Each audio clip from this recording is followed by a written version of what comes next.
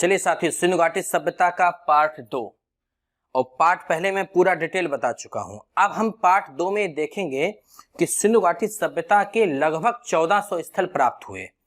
उन 1400 स्थलों में कुछ स्थल बहुत महत्वपूर्ण हैं, जिनसे क्या क्या प्राप्त हुआ और क्यों प्राप्त हुआ। चलिए देखते हैं।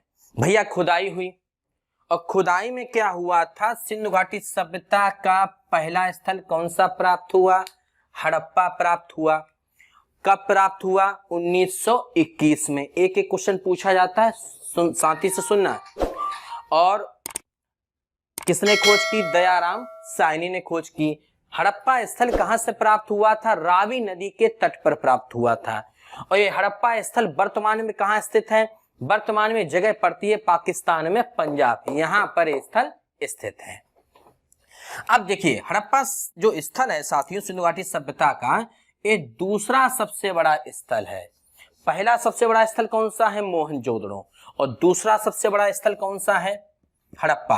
हड़प्पा पहले प्राप्त हुआ, इसलिए सभ्यता का नाम हड़प्पा सभ्यता है।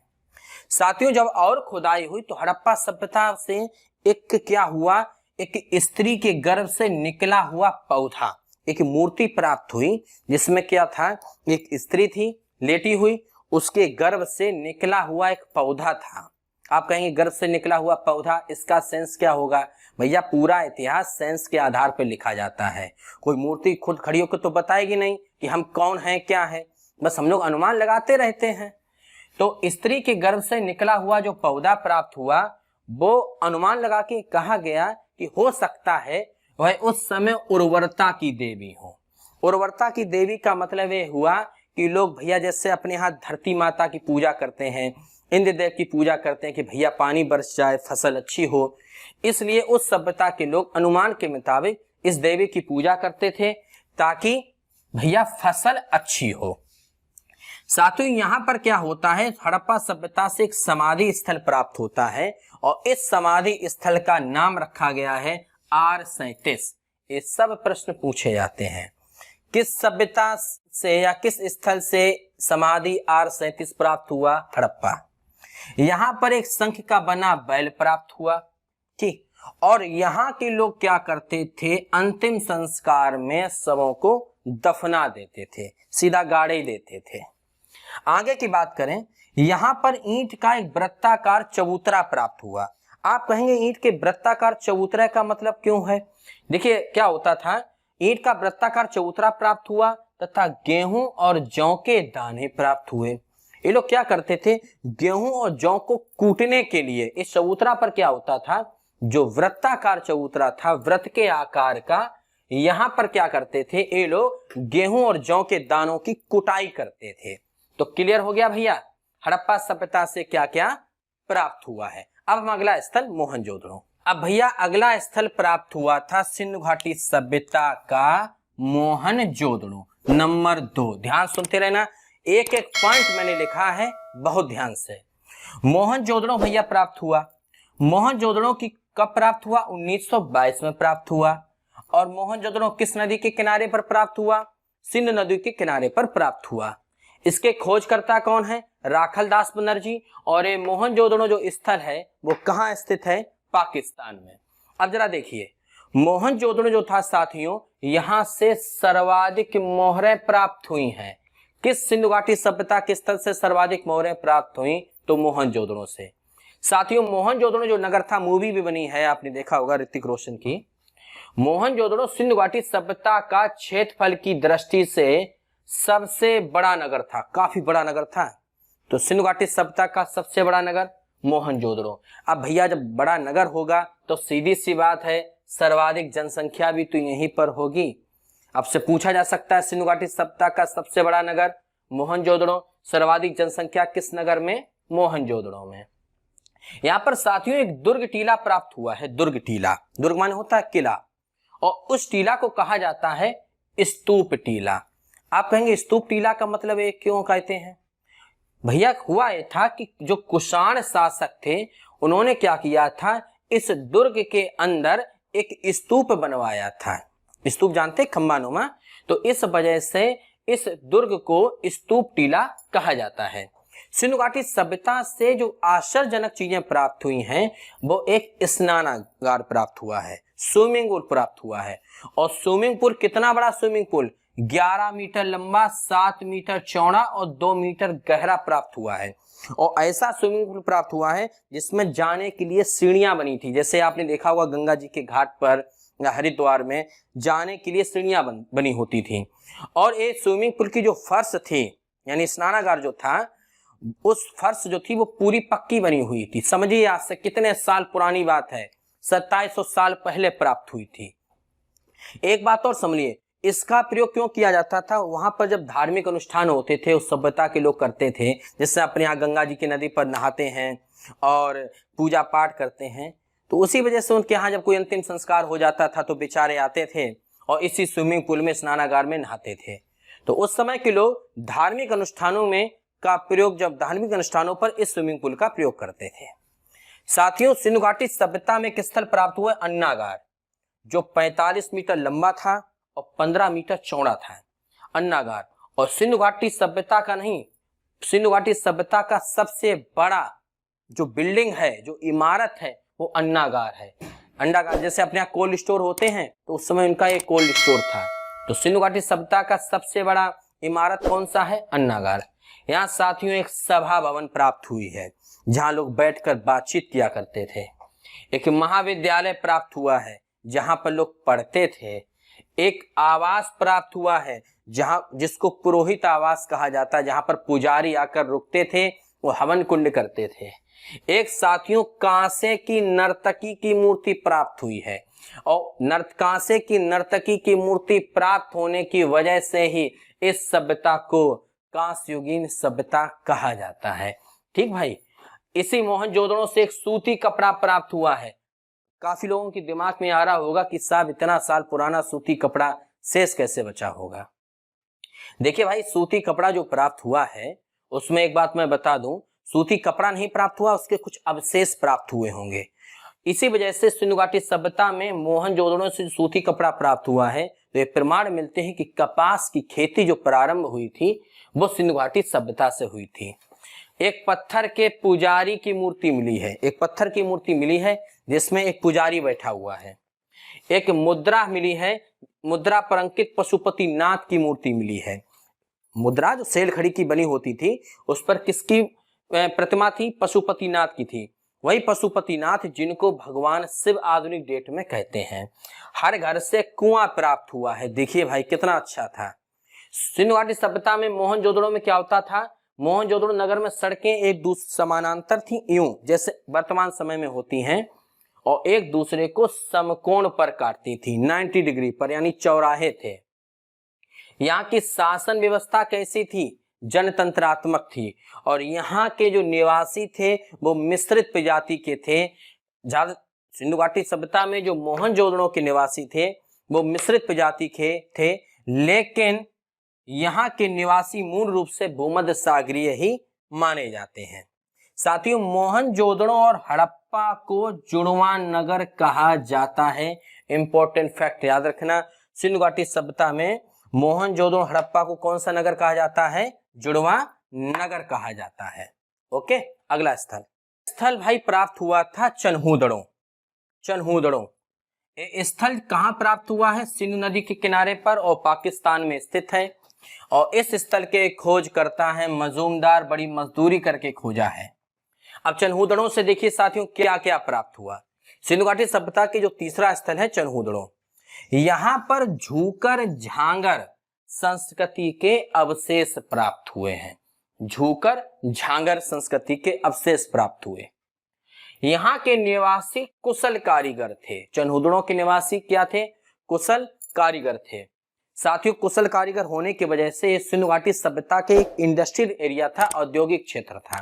इसी वजह से जब चन्हूदड़ो की खुदाई हुई तो आप ताज्जुब माने कि बहुत सी वस्तुएं प्राप्त हुई। मनका प्राप्त हुआ, सीप, जानते हैं सीप, हड्डी, मुद्रा बनाने के कारखाने प्राप्त हुए। यहां से लिपस्टिक प्राप्त हुई है, फेयर एंड लवली नहीं, लिपस्टिक प्राप्त हुई।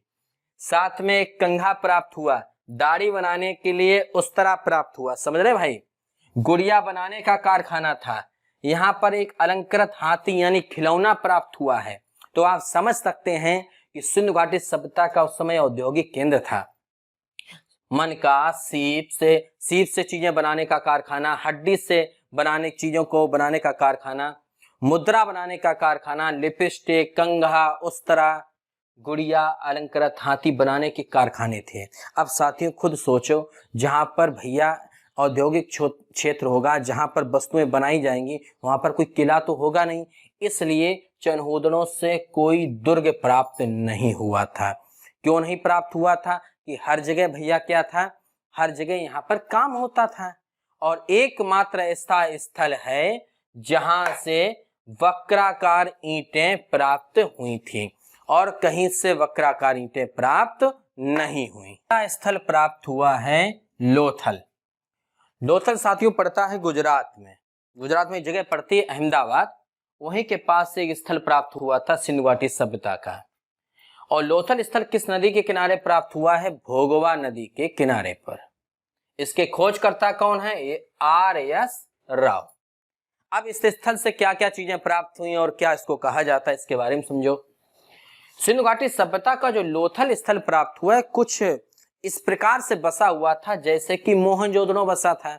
मोहनजोदड़ो की सड़कें एक समानांतर होती थीं, समकोण पर काटती थीं, तो इसी वजह से लोथल को लघु हड़प्पा या लघु मोहनजोदड़ो भी कहा जाता है, क्योंकि इसकी आकृति, कुछ डिजाइन या कुछ वस्तुएं मोहनजोदड़ो से मिलती जुलती थीं। इसलिए क्वेश्चन पूछा जाता है कि कौन सा स्थल मोहनजोदड़ो जैसा था? तो भैया लोथल। और साथियों मैं आपको बता दूं, लोथल जो है आपको मालूम होगा गुजरात समुद्र तट के किनारे स्थित है। तो वहां पर सिंधु घाटी सभ्यता का ये बंदरगाह था। यहाँ के लोग क्या करते थे कि भैया व्यापार करते थे। बंदरगाह था तो देश विदेश में व्यापार करते थे। बंदरगाह था इस वजह से यहाँ के लोग किस देश से व्यापार करते थे? पश्चिमी एशिया से व्यापार करते थे। अब व्यापार करने के लिए जाएंगे किससे? तो यही बंदरगाह से किनारे पर एक टूटी नाव प्राप्त हुई थी। टूटी नाव। तो इससे एक क्वेश्चन आता है कि नौका संचालन का विकास किस सभ्यता से हो गया था? सिंधु घाटी सभ्यता से हो गया था। यहीं से मेरे साथियों नाव प्राप्त हुई थी, एक टूटी सी नाव। ठीक भैया। अब भाई जब ये व्यापार करेंगे पश्चिमी एशिया से तो वहां की वस्तुएं भी तो यहाँ पर होंगी, इसलिए लोथल से फारस की मोहरें प्राप्त हुई, क्योंकि ये फारस यानी ईरान की तरफ व्यापार करते थे। अब भाई व्यापार करोगे तो हर वस्तु तौलो माप के भेजी जाएगी। कितना? जैसे अपने यहाँ धर्म काटा था, अपना धर्म काटा होता है, बड़े बड़े ट्रक तौले जाते हैं। तो यहाँ पर लोथल से बांट तथा माप के उपकरण प्राप्त हुए, तराजू वगैरह प्राप्त हुआ। और साथियों यहाँ पर क्या था कि जल प्रबंधन की उत्तम व्यवस्था थी, पानी निकालने की बेहतरीन व्यवस्था थी। क्यों भाई? एक तो समुद्र का किनारा है, दूसरे भाई विदेश के लोग आएंगे जाएंगे, पानी भरा होगा तो बेइज्जती होगी। यहाँ पर धान तथा बाजरा के अवशेष प्राप्त हुए हैं, धान की खेती होती थी। साथ में साथियों मकान के दरवाजे जो थे मुख्य सड़क की ओर खुलते थे। एक क्वेश्चन क्यों इंपॉर्टेंट है, ज्यादातर सिंधु घाटी सभ्यता के स्थल में क्या होता था, जो मकान के दरवाजे थे वो गली की ओर खुलते थे। भाई गली की ओर खुलते हैं, अपने यहाँ भी ऐसा होता है, लेकिन लोथल एकमात्र ऐसा स्थल है कि यहाँ के मकान के जो मुख्य दरवाजा होता था वो सड़क पर खोलते थे, मेन सड़क पर। ठीक, क्योंकि भाई विदेश में आना जाना है। यहाँ पर क्या है, 3 युगल समाधियां प्राप्त हुई हैं। युगल समाधियों का मतलब है कि 3 समाधियां ऐसी प्राप्त हुई हैं जिसमें एक के साथ 2-2 लोग दफनाए गए हैं।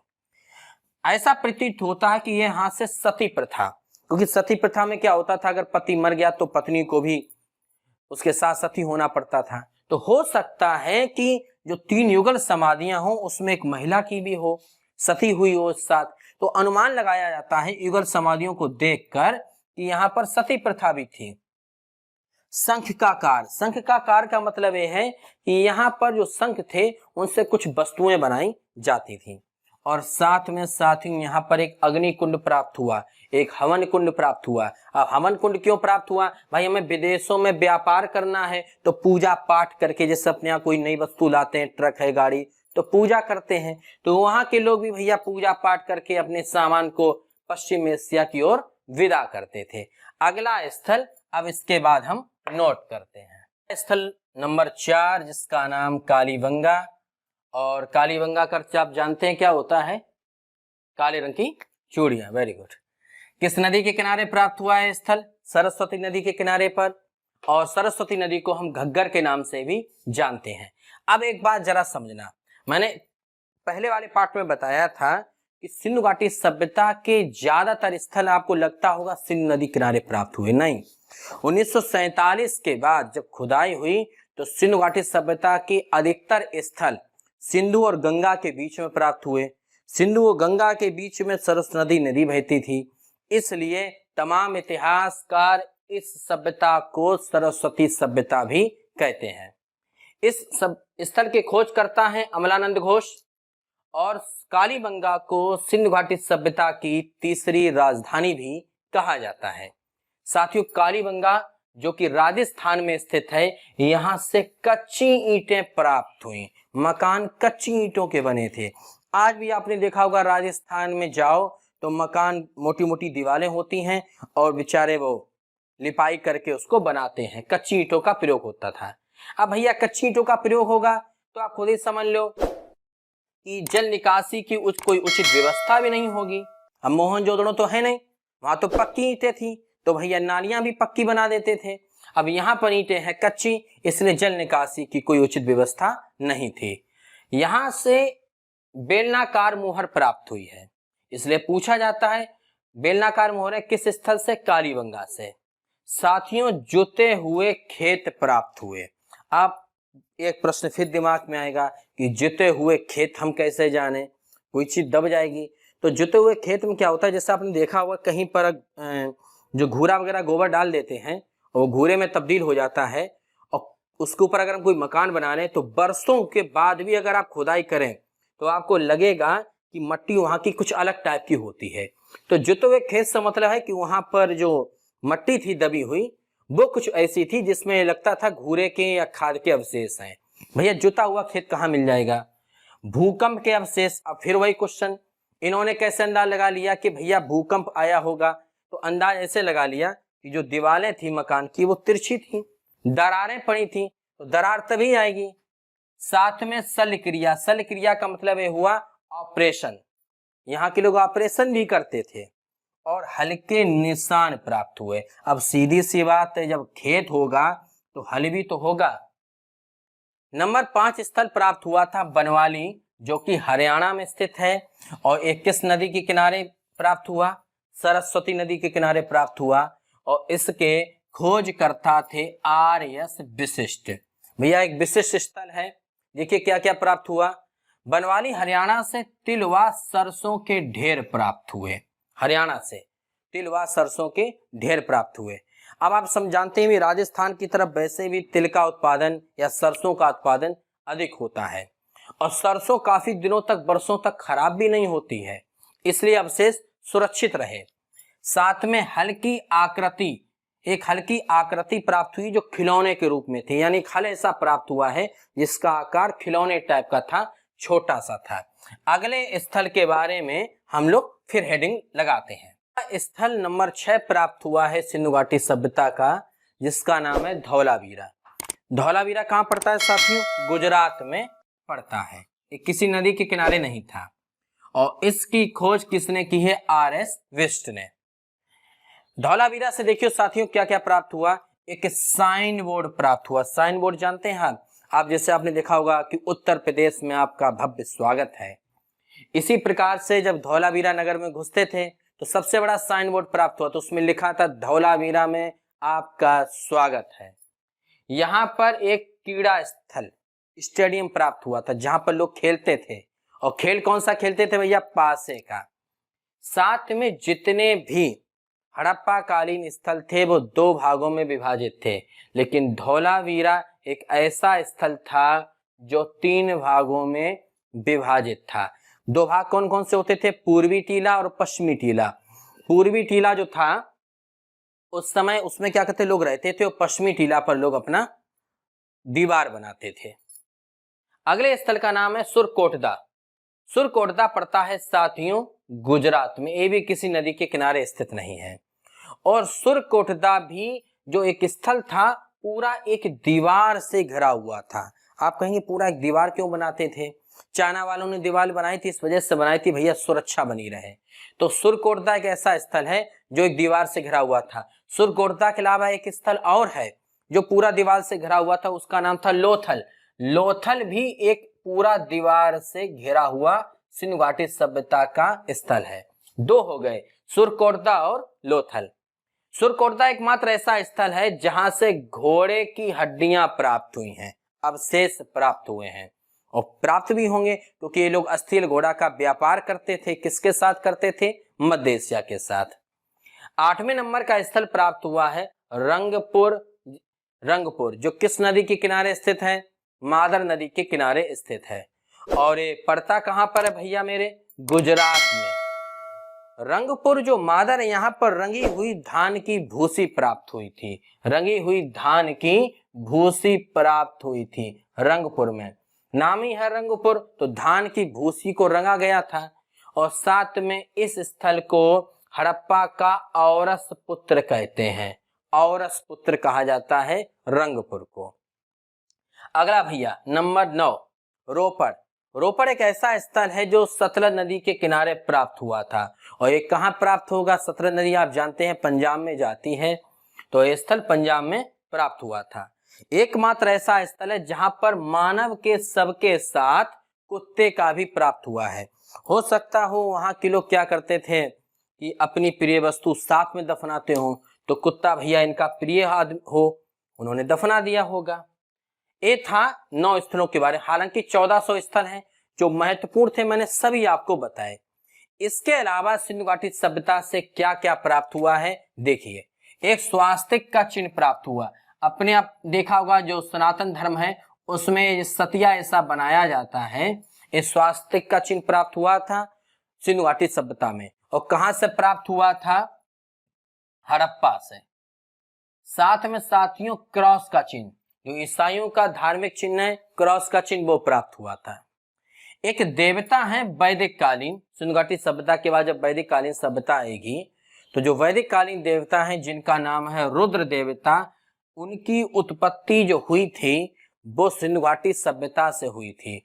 और जो वैदिक कालीन रुद्र देवता हैं इनका नाम ही है रुद्र, और ये सबसे उग्र देवता माने जाते, सबसे क्रोधी माने जाते थे। सिंधु घाटी सभ्यता का महत्वपूर्ण वृक्ष कौन सा है भैया? पीपल है। वहां के लोग पीपल की पूजा करते थे। और महत्वपूर्ण पशु कौन सा था? वृषभ, बैल होता था। सिंधु घाटी सभ्यता की जो राज व्यवस्था थी वो साथियों किस वर्ग के हाथ में थी? वो उच्च कुलीन वर्ग के हाथ में थी। उच्च कुल के लोग जो थे वो सिंधु घाटी सभ्यता को चलाते थे। तो मैंने अपने पूरे प्रयास से बहुत अच्छा वीडियो बनाया है, और उम्मीद है नहीं पूरा विश्वास है कि इस वीडियो को देखने के बाद आप सिंधु घाटी सभ्यता का कोई भी प्रश्न किसी भी एग्जाम में नहीं छूटेगा। वीडियो को लाइक करें, शेयर करें। जय हिंद, जय भारत।